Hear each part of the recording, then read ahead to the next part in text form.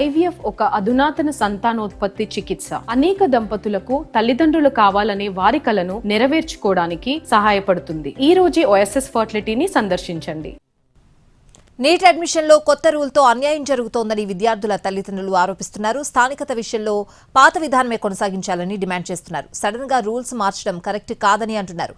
పిల్లలు అటు ఏపీకి ఇటు తెలంగాణకు కాకుండా అనాథలుగా మిగిలిపోతున్నారని ఆవేదన వ్యక్తం చేస్తున్నారు.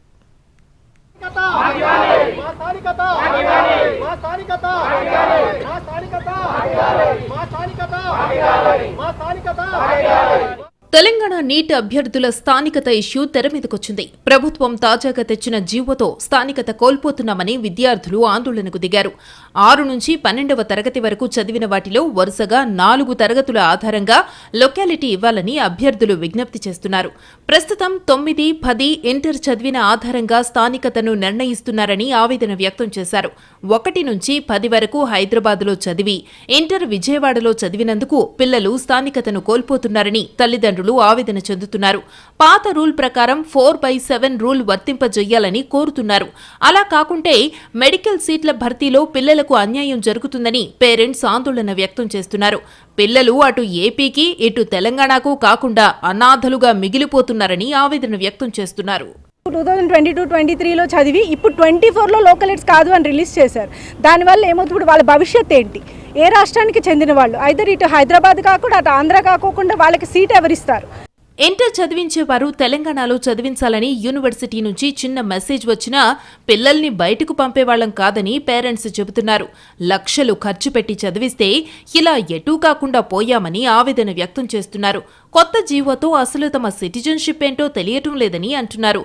పిల్లలు మెంటల్ గా సఫర్ అవుతున్నారని చెబుతున్నారు. ఇప్పుడు neither they belong to Telangana, neither they belong to AP. ఇప్పుడు మేము గాల్లో ఉన్నాం. ఇప్పుడు మాకు సిటిజన్షిప్ అనేది లేదన్నట్టు అనిపిస్తుంది. ఇప్పుడు మేము పాకిస్తాన్ పోవాలా, శ్రీలంక పోవాలా, ఎక్కడ పోవాలా మాకు అర్థం కావట్లేదు. పిల్లలైతే శనివారం నుంచి దిగులైపోయారండి. ఆల్రెడీ సుప్రీంకోర్టులో డ్రాగ్ చేసిన ఇష్యూకి వాళ్ళు చాలా మెంటల్గా సఫర్ అయ్యారు. పాత నిబంధనల ప్రకారం 7 సంవత్సరాల్లో 4 సంవత్సరాలు ఎక్కడ చదివితే అదే స్థానికత.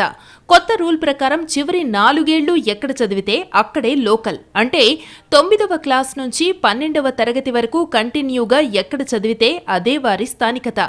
ఇది చాలా మందికి తెలియదని పేరెంట్స్ చెబుతున్నారు. అందుకే 4/7 రూల్ అందరికీ వర్తింపజేయాలని డిమాండ్ చేస్తున్నారు.